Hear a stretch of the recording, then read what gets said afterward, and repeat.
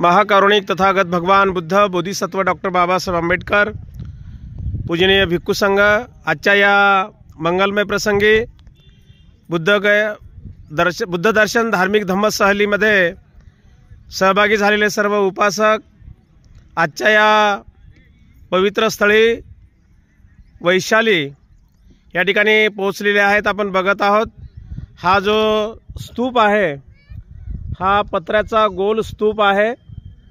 बाजूला कठडा आहे, आतमध्ये जुनं पुरातन बांधकाम विटांचं बांधकाम आहे। आपण जेव्हा या ठिकाणाला येसाल तेव्हा अवश्य आतमध्ये डुकून बघा, बारकाईने बघा।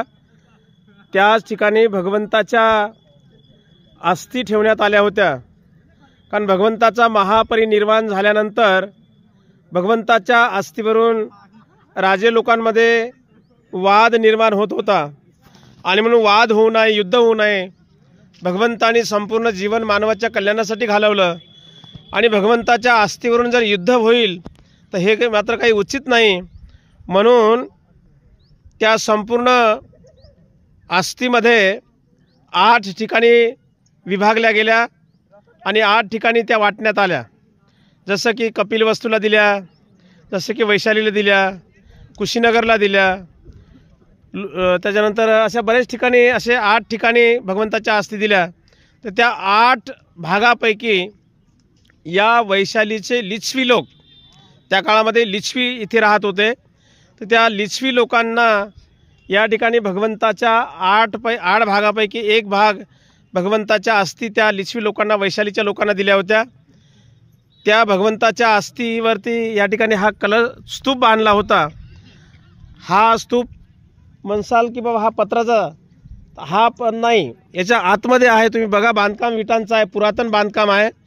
तर त्या स्तूपामध्ये भगवंताच्या अस्थी उत्खननामध्ये सापडल्यात आणि त्या उत्खननामध्ये सापडलेल्या भगवंताचा अस्थी कलश तो बरेच वर्ष पाटणा, आता आपण ज्या पाटणा शहरामधून आलो त्या पाटणा येथील म्युझियममध्ये भगवंताच्या अस्थी कलश तो ठेवण्यात आला होता। या ठिकाणी आता भव्य दिव्य स्मारकाचं बांधकाम झालेलं आहे आणि आता काही महिन्या अगोदर या पाटणा येथील म्युझियममधल्या भगवंताच्या अस्थी धातू कलश या बांधकाम नवीन झालेल्या स्तूपामध्ये भगवंताच्या अस्थी आणलेल्या आहेत। त्या अस्थींना पण आपण अभिवादन करण्यासाठी, वंदन करण्यासाठी जाणार आहोत।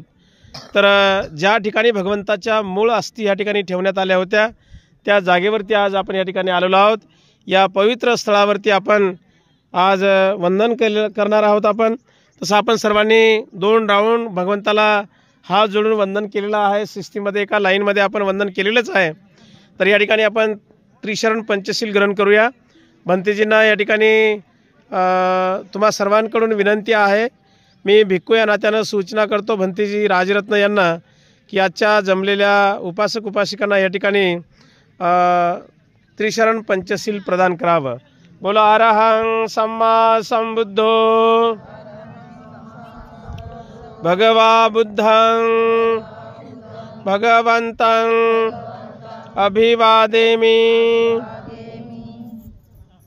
स्वाख्यातो भगवता धम्मो धम्मं नमस्सामि सुपटिपन्नो भगवतो सावक संघो संघं नमामि।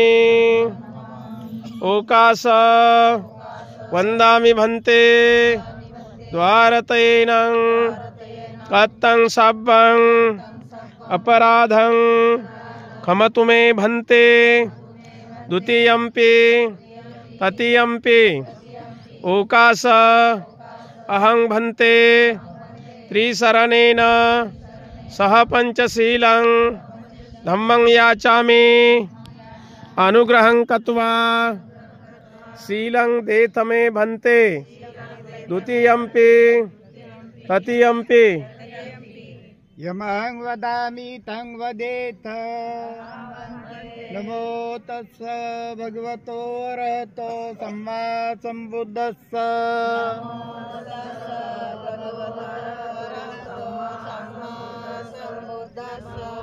नमो तस्स भगवतो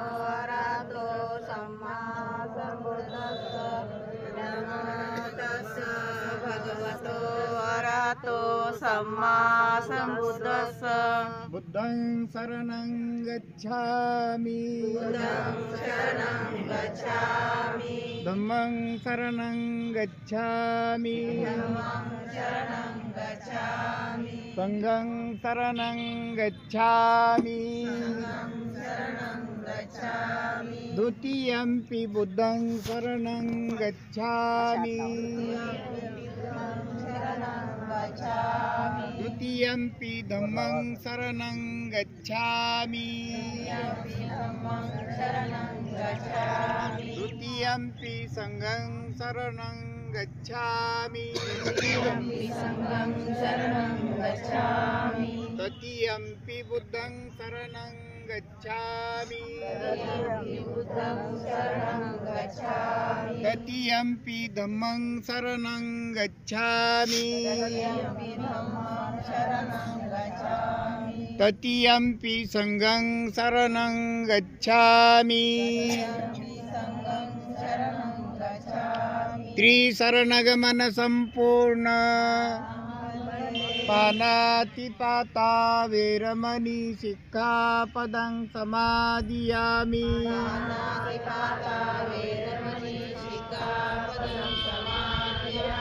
अदिन्नदाना वेरमणि सिक्खापदं समादियामि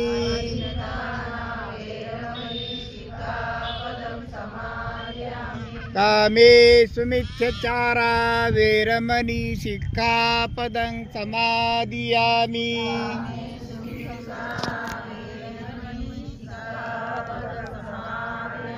मुसावादा वेरमणि सिक्खापदं समादियामि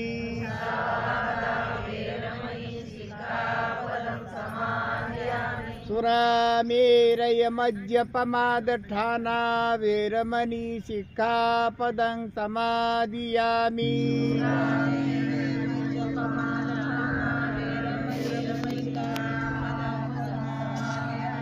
त्रिशरणेन सद्धिं पंचशीलं धम्मं साधुकं सुरक्षितं कृत्वा अपमादेन शीलसम्पादेथ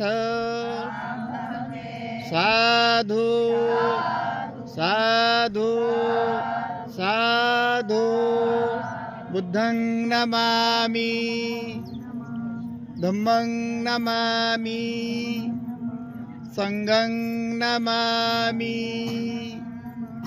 अहं वंदामि सर्वदा।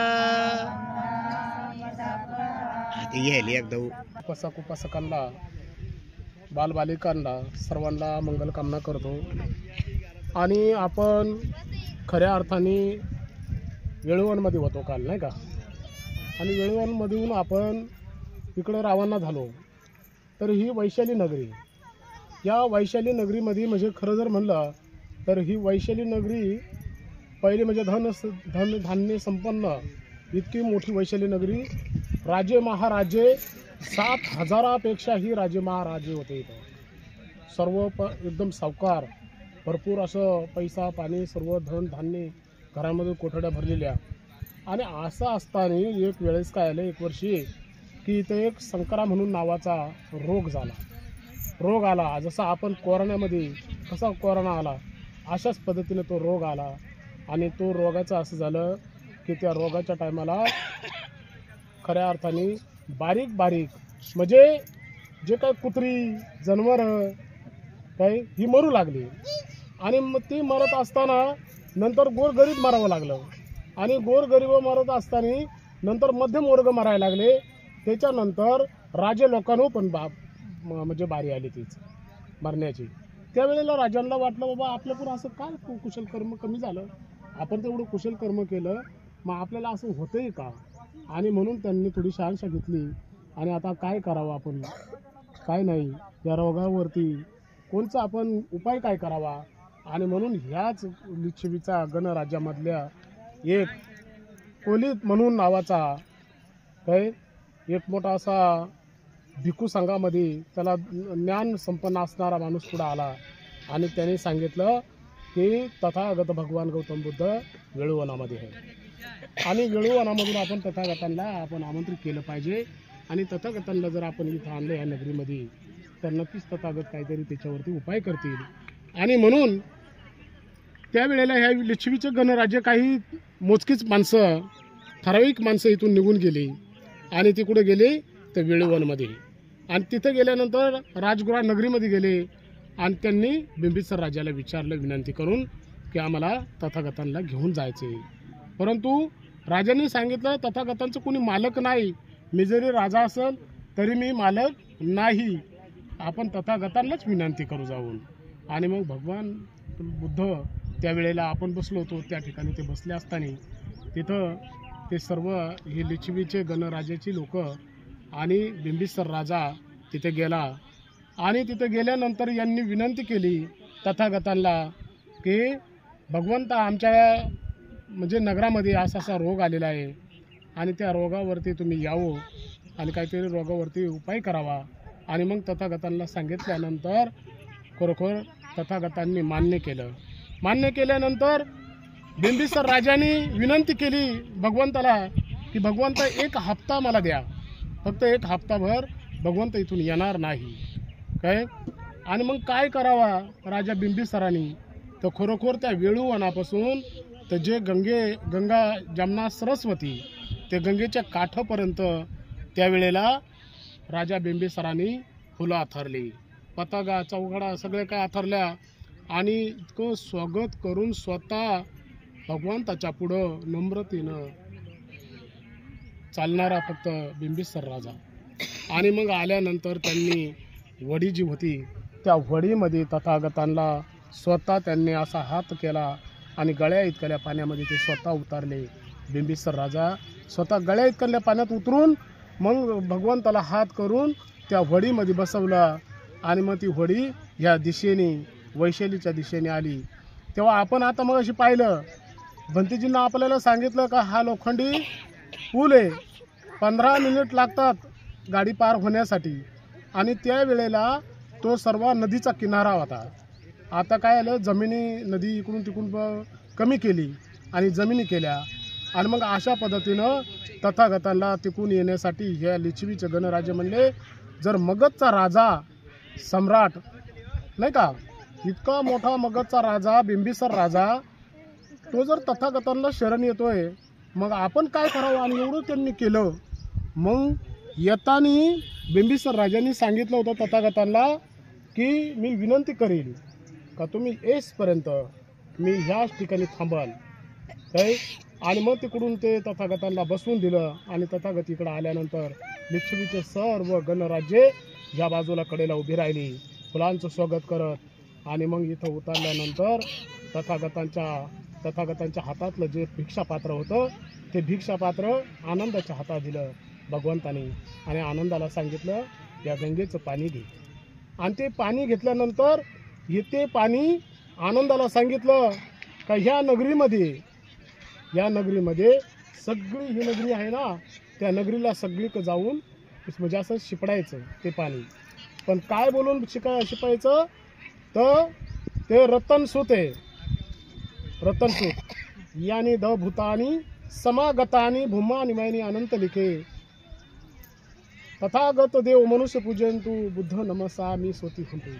म्हणजे असं धम्म संघ असं बोलत मग त्यांनी ते पाणी सगळीकडे शिपलं. आणि त्यावेळेला खरोखर त्या निसर्गाला सुद्धा कळवळा आली आणि निसर्गसुद्धा इतका विजांचा आणि ढग भरून आले. आणि ह्या वैशाली नगरीमध्ये पावसाचा वर्षाव झाला. आणि वर्षाव झाल्यानंतर इतका पाऊस झाला का ती जे काही मैत होती ती सगळी कोली कुत्री काय असतील ते सर्व घाण वाहून गेली. आणि ही वैशाली नगरी पुन्हा रूपी चकचकीत झाली. आणि म्हणून अशा पद्धतीनं तथागतांनी इथं वैशालीला आम्रपालीचा इथं आम्रवन आहे ते आपण नंतर बघूच. त्या अशा पद्धतीनं खरोखर तथागतांनी त्या रोगावरती उपाय केला. आणि ही पावन झालेली तथागतांच्या पायाने ही भूमी आहे. आणि म्हणून एवढंच आजच्या दिवसाला मी बोलतो. सर्वांनी